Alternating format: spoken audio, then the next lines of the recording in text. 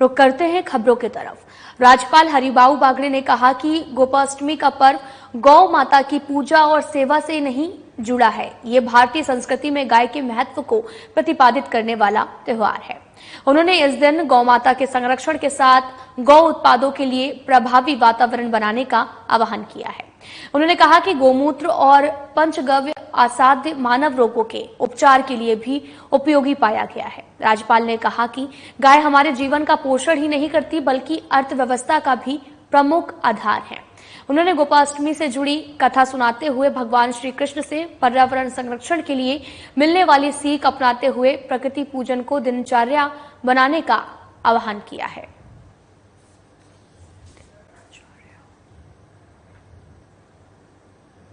मुख्यमंत्री भजनलाल शर्मा के सानिध्य में माइंस और पेट्रोलिंग विभाग के राइजिंग राजस्थान प्री समिट में शुक्रवार को 63,463 करोड़ रुपए के एमओयू हस्ताक्षरित और आदान प्रदान किए गए हैं।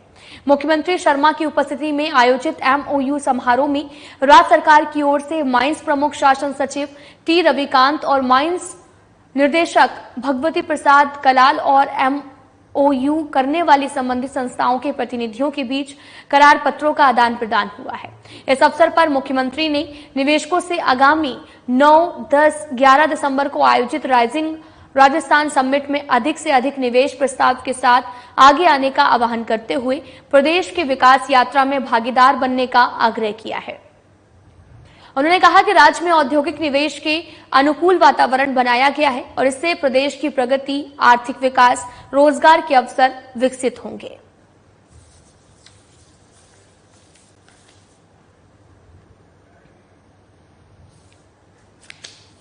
आपको बता दें कि सीएम की उपस्थिति में एमओयू समारोह रखा गया, जहां पर प्रतिनिधियों के बीच में करार पत्रों का आदान प्रदान हुआ है। तस्वीरें आपको दिखा रहे हैं जो कि जयपुर से हैं, जहां पर मुख्यमंत्री ने निवेशकों से आगामी 9, 10, 11 दिसंबर को आयोजित राइजिंग राजस्थान समिट में अधिक से अधिक निवेश प्रस्ताव के आगे आने का आह्वान करते हुए प्रदेश की विकास यात्रा में भागीदार बनने का आग्रह किया। और उन्होंने कहा कि राज्य में औद्योगिक निवेश के अनुकूल वातावरण बनाया गया, इससे प्रदेश की प्रगति, आर्थिक विकास, रोजगार के अवसर भी विकसित होंगे।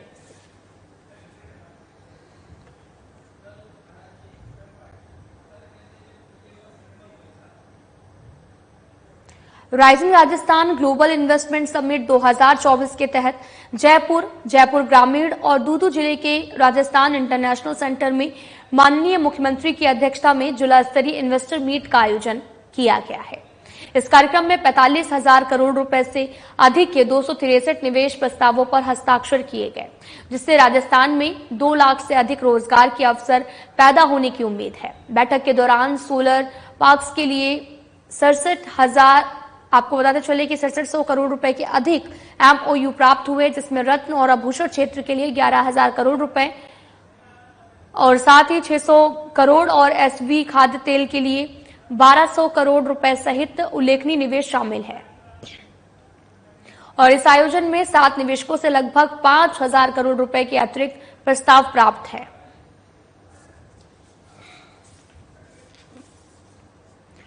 Rising Rajasthan global investment summit 2024 के तहत जयपुर ग्रामीण, दूदू जिले के लिए राजस्थान इंटरनेशनल सेंटर में सीएम की अध्यक्षता में जिला स्तरीय इन्वेस्टर मीट का आयोजन किया गया है। इस कार्यक्रम में 45,000 करोड़ से भी अधिक के 263 निवेशक प्रस्तावों पर हस्ताक्षर किए गए, जिससे राजस्थान में 2 लाख से अधिक रोजगार के अवसर पैदा होने की उम्मीद है। बैठक के दौरान सोलर पार्क्स के लिए 6700 करोड़ रुपए सहित एमओयू प्राप्त हुए हैं।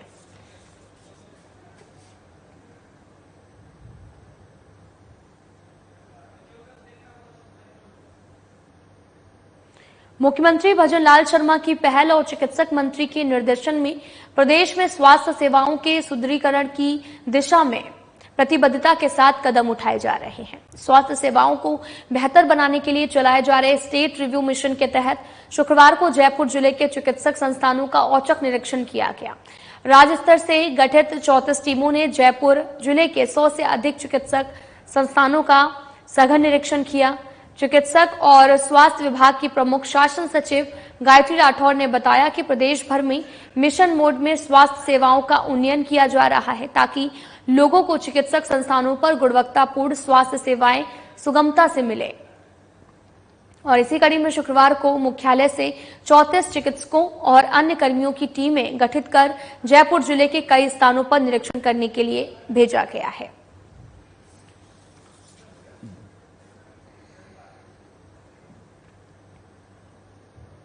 राजस्थान विधानसभा अध्यक्ष वासुदेव देवनानी ने प्रवासी भारतीयों को राजस्थान प्रदेश में निवेश के लिए आमंत्रण दिया है। सिडनी में आयोजित एक समारोह में देवनानी ने ऑस्ट्रेलिया में रह रहे प्रवासी भारतीयों से मुलाकात की है और उन्होंने कहा कि प्रवासी भारतीय प्रदेश में निवेश की संभावनाएं तलाश कर सकते हैं। इसके लिए राजस्थान सरकार उनकी हर संभव मदद के लिए प्रतिबद्ध है। राजस्थान विधानसभा अध्यक्ष वासुदेव देवनानी ने प्रवासी भारतीयों को राजस्थान में निवेश करने पर राज्य सरकार से हर संभव मदद का भरोसा दिलाया है। देवनानी ने कहा कि प्रवासी भारतीयों ने अन्य देशों में भी अपने अपने कार्य क्षेत्रों में श्रेष्ठ स्थान बनाया। इसके साथ ही उन्होंने प्रवासियों को बधाई और शुभकामनाएं दी हैं। उन्होंने कहा कि प्रवासियों की मेहनत से भारत का परचम विश्व में लहराया है।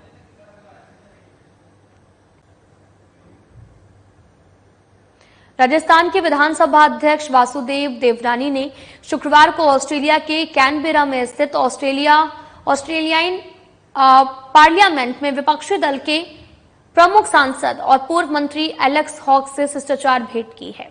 देवनानी और हॉक ने भारत और ऑस्ट्रेलिया की संसदीय प्रणाली के विकास में संसदीय पद्धति और प्रक्रियाओं की भूमिका, लोकतांत्रिक प्रणाली, शिक्षा, पर्यटन समेत कई क्षेत्रों में निवेश की संभावनाओं पर भी विचार विमर्श किया। देवनानी ने कहा कि प्रधानमंत्री नरेंद्र मोदी के नेतृत्व में भारत में शिक्षा और रोजगार के अवसरों में उत्तरोत्तर प्रगति हो रही है और उन्होंने कहा कि राजस्थान में राइजिंग राजस्थान ग्लोबल समिट 2024 का आयोजन किया जा रहा है। इस समिट से राजस्थान में निवेश के साथ साथ राज्य में समावेशी विकास, सांस्कृतिक विरासत सहित विकास के कई स्तंभों को बढ़ावा मिलेगा। देवनानी ने ऑस्ट्रेलिया में हॉक और अन्य संसदगण से दोनों देशों में उद्योगों को विस्तार देने में वर्तमान चुनौतियों और भविष्य के अवसरों की संभावनाओं पर चर्चा की है।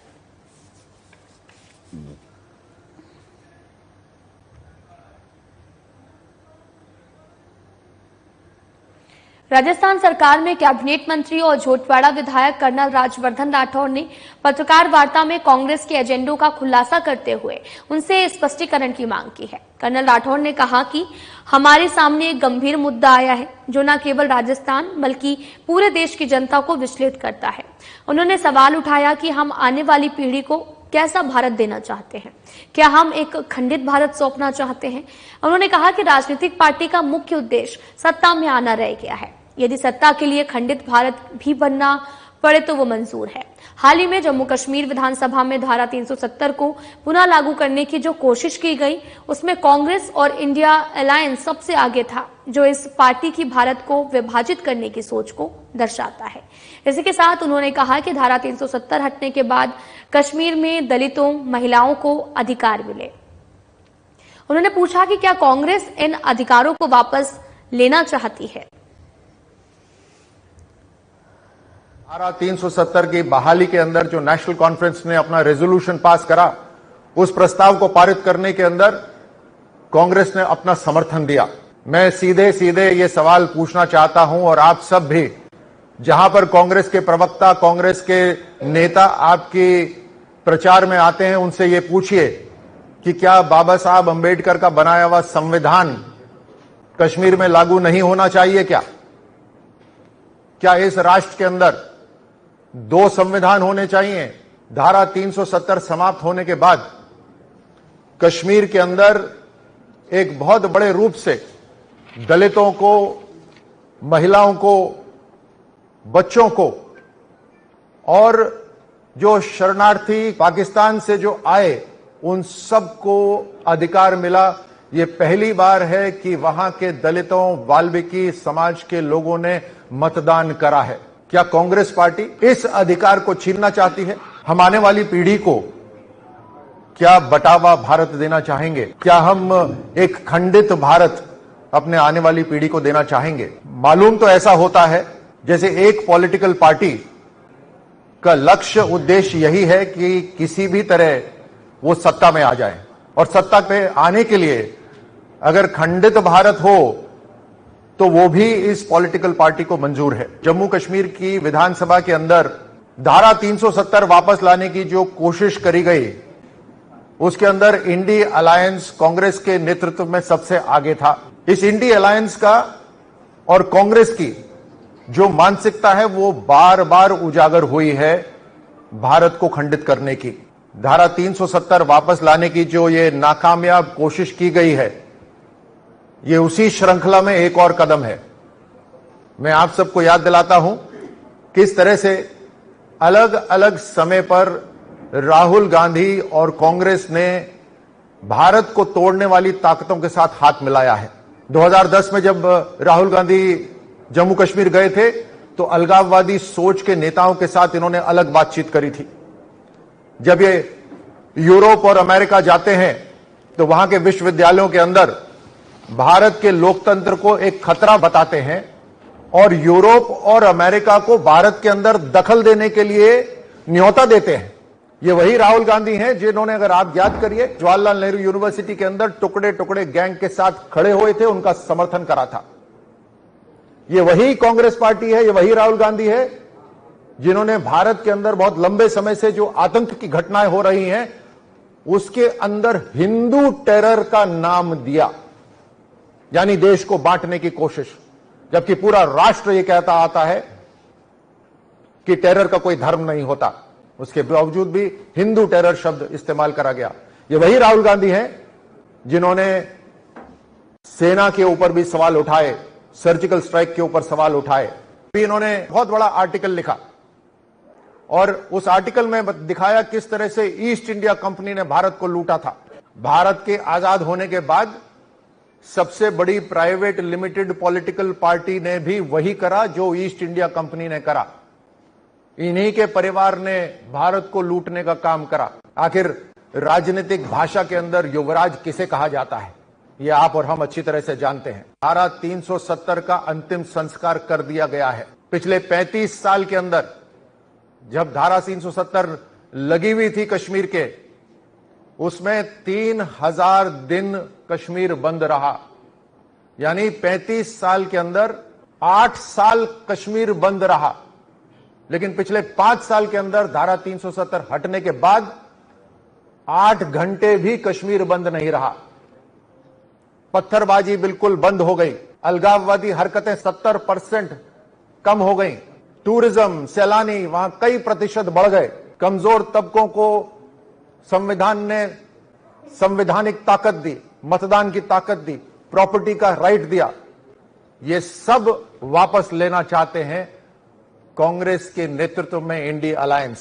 धारा 370 हटने के बाद कश्मीर में शांति आई है। ये सब तभी हो पाया है जब प्रधानमंत्री मोदी जी के नेतृत्व में, अमित शाह जी के नेतृत्व में धारा 370 35 से दोनों समाप्त हुए और हर तरह से वहां पर उनके नागरिकों को वहां उनका अधिकार मिला। मैं राजस्थान और देश के नागरिकों को स्पष्ट रूप से बता देना चाहता हूं कि इन्होंने जम्मू कश्मीर विधानसभा के अंदर धारा 370 वापस लाने का रेजोल्यूशन पास तो करा है, जिसे इंडी अलायंस का नेतृत्व में कांग्रेस ने पूरा समर्थन दिया है। इसमें इनकी पूरी तरह से पोल जरूर खुली है, लेकिन हमारे नागरिक पूरी तरह से संतुष्ट रहे, ये वापस खड़ी नहीं हो सकती। लेकिन ये सवाल जरूर पूछना चाहिए, ये दोहरा चेहरा डालकर जो कांग्रेस के नेता घूमते हैं, मैंने अभी एक श्रृंखला में आपको बताया किस तरह से बार बार इन्होंने भारत को तोड़ने की कोशिश करी है। भारत को तोड़ने वाली ताकतों के साथ ये मिले हैं। देश और विदेश के अंदर जो ताकतें हैं उन्हें और ताकत दी है, हर तरह से भारत को विभाजित करने की कोशिश करी है। इनके नेताओं से यह सवाल जरूर पूछा जाना चाहिए जनता द्वारा और मीडिया के मित्रों द्वारा कि कांग्रेस के नेता ये स्पष्ट रूप से बताएं, हां या ना में जवाब दें कि कश्मीर के अंदर धारा 370 हटाने के वो हक में हैं या नहीं। अपना स्पष्टीकरण इसके ऊपर दें। भारत की जनता ये जानना चाहती है, ये स्पष्टीकरण उनसे सुनना। उप मुख्यमंत्री दिया कुमारी ने कहा कि शांता देवी की जीत की अमृतलाल मीणा को सच्ची श्रद्धांजलि होगी। ये बातें डिप्टी सीएम ने सलूम्बर में बीजेपी प्रत्याशी के समर्थन में जनसंपर्क करने के दौरान कही। दिया कुमारी ने कहा कि अमृतलाल मीणा ने मेवाड़ की विपरीत परिस्थितियों में भी कमल खिलाए रखा, क्योंकि वे एक मिलनसार व्यक्ति थे। उन्होंने सलूम्बर के विकास के लिए भी भरपूर प्रयास किए। उनकी कमी सलूम्बर और बीजेपी को हमेशा खलती रहेगी, लेकिन इसी कमी की भरपाई के लिए शीर्ष नेतृत्व ने शांता देवी को ये जिम्मेदारी सौंपी है।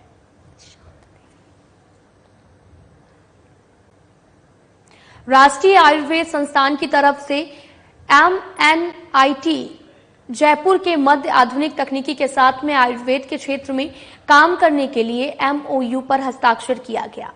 देश के जाने माने मनोचिकित्सकों ने राष्ट्रीय सेमिनार में भाग लिया और जोरावर सिंह गेट स्थित राष्ट्रीय आयुर्वेद संस्थान मानद विश्वविद्यालय में चौथे स्थापना दिवस के अवसर पर आयुर्वेद और मानसिक स्वास्थ्य विषय पर एक दिवसीय राष्ट्रीय सेमिनार का आयोजन किया गया। मानसिक स्वास्थ्य पर आयोजित राष्ट्रीय सेमिनार उद्घाटन सत्र का शुभारंभ मुख्य अतिथि MNIT जयपुर के डायरेक्टर प्रोफेसर नारायण प्रसाद पाड़ी और साथ ही राष्ट्रीय आयुर्वेद संस्थान के कुलपति professor Sanjeev Sharma, doctor Shiv Gautam, doctor Suhas Kumar Shetty ने किया है। राष्ट्रीय आयुर्वेद संस्थान के कुलपति और राष्ट्रीय सेमिनार के चेयरपर्सन प्रोफेसर संजीव शर्मा ने जानकारी देते हुए बताया कि राष्ट्रीय आयुर्वेद संस्थान मानद विश्वविद्यालय आज अपना चौथा स्थापना दिवस मना रहा है।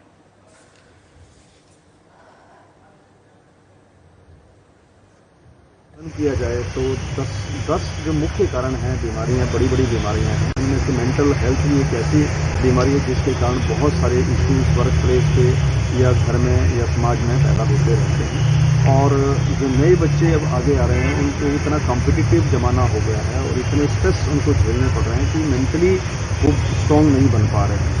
तो इसीलिए इस बात को ध्यान में रखते हुए हमने मेंटल हेल्थ के लिए सेमिनार आयोजित किया कि किस तरह से आयुर्वेद के माध्यम से हम जो मेंटल हेल्थ है उसको मेंटेन करें और मेंटल जो डिसऑर्डर्स हैं उनको किस तरह से हम उनसे निजात पा सकते हैं, ताकि हम प्रत्येक व्यक्ति पे ये फोकस करें और प्रत्येक व्यक्ति अपने लिए, अपने परिवार के लिए और अपने समाज के लिए और राष्ट्र के लिए कंट्रीब्यूट करे पॉजिटिवली, क्योंकि मेंटली हेल्थी होगा व्यक्ति तभी वो कंट्रीब्यूट कर पाएगा। तो इसी उद्देश्य को ध्यान में रखते हुए हमने ये आज मेंटल हेल्थ पे एक सेमिनार आयोजित किया है। इसमें जो हमारे एक्सपर्ट्स हैं, एक तो शिव गौतम जी जो यहाँ जयपुर के ही जाने माने मेंटल डिजीज़ के एक्सपर्ट्स हैं, साइकेट्रिस्ट हैं, वो बहुत जाने माने हैं, वो हैं। उसके साथ साथ कुछ बाहर से भी विशेषज्ञ हमने बुलाए। निमहैंस से रामकिशोर जी हैं, सुहास शेट्टी जी कर्नाटक से हैं। इसी तरह और भी एक्सपर्ट्स हैं जो इससे आज बातचीत करेंगे और हम उनसे मार्गदर्शन लेकर के आगे मेंटल डिजीज़ को कैसे कम्बैट किया जाए ये प्रयास करेंगे। आज के इस सेमिनार के बारे में जो आज का उद्घाटन समारोह था उसके बारे में मैं आपको बताना चाहूँगा कि आज की जो सेमिनार हमने रखी थी उसका जो थीम है वो मेंटल हेल्थ थ्रू आयुर्वेदा हम किस तरह से उसको मैनेज कर सकते हैं उस विषय पर थी। इसमें हमारे जो आज के चीफ गेस्ट थे वो हमारी जो NIT है, नेशनल इंस्टीट्यूट ऑफ MNIT के जो डायरेक्टर हैं प्रोफेसर NP पादी सर, जिन्होंने अपना व्याख्यान भी उस पर दिया कि किस तरह से हम हमारे बच्चों में और हमारे जो स्टडी कर रहे छात्रों में उन्हें बहुत सारा डिप्रेशन जिस तरह से देखा जा रहा है उसके बारे में उन्हें बच्चों को बहुत ही टैक्टफुली एक स्ट्रॉन्ग तरीके से मानस स्वास्थ्य को कैसे बचाया जा सकता है इस पर बहुत सारा संक्षेप उन्हें अपना उद्बोधन दिया। वो एक बहुत ही बच्चों के लिए सीखने की बात थी और आगे बढ़ने की बात थी कि जीवन में किस तरह से अपने मानस स्वास्थ्य को ठीक रखते हुए हम प्रोग्रेस की ओर जा सकते हैं। दूसरे हमारे जितने एक्सपर्ट आए हुए हैं उसमें विशेष रूप से मैं बात करूंगा हमारे प्रोफेसर शिव गौतम सर की, जो मानस रोग पर बहुत ही मॉडर्न क्षेत्र से हैं, लेकिन मानस स्वास्थ्य के बारे में आयुर्वेद किस तरह से प्राचीन काल से ही उसको देख रहा है और ये कोई वर्तमान समस्या नहीं है, क्योंकि समस्याएं उस दौर में भी थी और समस्याएं इस दौर में भी थी। तो उनका किस तरह से हम मैनेजमेंट करें और किस तरह से अपने लाइफ के साथ उसको एडजस्ट करें और आगे की जो समस्याएं मेंटल हेल्थ की है वो आगे नहीं बढ़े और उनको हम टाइमली केयर करें। और आयुर्वेद में उसका बहुत सारा रोल जो योग से, प्राणायाम से, ध्यान से जिस तरह से उसको केयर किया जा सकता है उस विषय पर फोकस था। सादुलपुर शहर के महाराणा प्रताप चौक पर स्थित श्री लक्ष्मी नारायण मंदिर में श्रीमद् भागवत कथा का शुभारंभ शनिवार को कई धार्मिक कार्यक्रम के साथ किया गया। इस मौके पर शोभा कलश यात्रा का भी आयोजन किया गया। कथावाचक साध्वी गोशिया गिरी के सान्निध्य में शोभा कलश यात्रा में पीत वस्त्र धारण किए गए और साथ ही महिलाओं ने डीजे साउंड पर भजन कीर्तन पर नाचते गाते श्रद्धालु आकर्षण का केंद्र बने। आपको बताते चले कि शोभा कलश यात्रा शहर के प्रमुख मार्गों से होते हुए श्री लक्ष्मी नारायण मंदिर पहुंचकर समाप्त हुई। इस अवसर पर कथावाचक गोशिका गिरी ने श्रीमद् भागवत कथा की पूजा अर्चना कर प्रसाद वितरित किया है।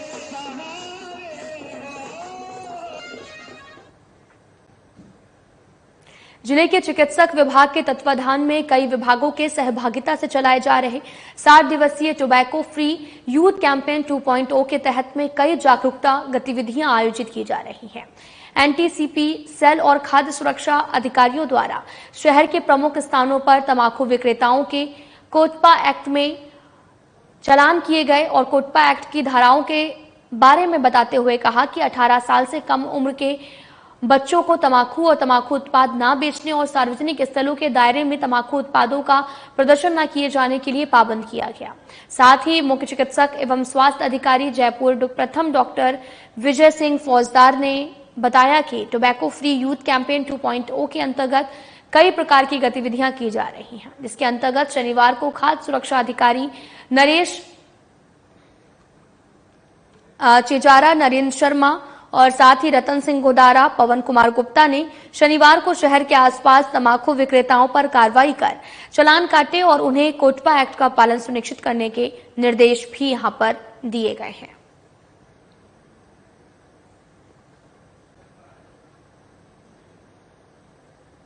अलवर जिले के रैडी क्षेत्र के धोराला के जंगलों में स्थित खेत की तलाई में एक व्यक्ति की डूबने से मौत हो गई है। साथ ही एएसआई हीरालाल ने बताया कि गांव धोराला निवासी संतोष मीणा अपने 12 साल के भतीजे के साथ जंगल में गया था। तब खेत में बनी एक तलाई के किनारे की मिट्टी धंसने की वजह से उसका भतीजा तलाई में जाकर गिरा, जिसे बचाने के लिए चाचा संतोष ने तलाई में छलांग लगा दी है। भतीजे को सकुशल तलाई के किनारे पहुंचा दिया गया और लेकिन खुद डूब गया है। घटना की जानकारी पर ग्रामीण तलाई पर पहुंचे और युवक को निकालने के प्रयास शुरू कर दिए हैं। मामले की सूचना पर रेडी पुलिस तहसीलदार मौके पर पहुंचे, जहां पर करीब 2 घंटे की मशक्कत के बाद ग्रामीणों ने युवक संतोष का शव तलाई से बाहर निकाला। फिलहाल पुलिस पूरे मामले की जांच में जुटी हुई है। एक लड़का जिसका नाम संतोष था, जो धोराला का, जो पास में ये खेत में बड़ी तलाई में डूब गए, मृत्यु हो गई, जिसको तलाई में से निकालकर सीएससी रेडी में हॉस्पिटल में पोस्टमार्टम के लिए लाए। पोस्टमार्टम करा के आगे कार्रवाई होगी। बीकानेर जिला कलेक्टर नम्रता वेणी ने दिशा निर्देश कृषि विभाग के संयुक्त निदेशक कैलाश चौधरी ने शुक्रवार को नोखा के थावरिया जसरासर में भी फसल कटाई प्रयोगों का निरीक्षण किया। चौधरी ने फसल कटाई प्रयोग के निरीक्षण के दौरान खसरा चयन प्रक्रिया, प्लॉट चयन प्रक्रिया की फसल कटाई विधि पर विस्तृत चर्चा की है। साथ ही निर्देशित किया गया कि सभी फसल कटाई प्रयोग रेवेन्यू बोर्ड की ओर से निर्धारित मापदंडों के अनुसार ऑनलाइन सीसीई ऐप के माध्यम से किए जाएं। फसल कटाई प्रयोग निरीक्षण के दौरान संयुक्त निर्देशक के साथ डॉक्टर मानाराम जागड़ और सहायक निर्देशक राजूराम डोगीवाल, भैराराम गोदारा, कृषि पर्यवेक्षक जगदीश और गुरमीत सिंह, कृषि अनुदेशक विनोद सहित बीमा कंपनी प्रतिनिधि दीपक सिंह और बड़ी संख्या में प्रगतिशील किसान उपस्थित रहे।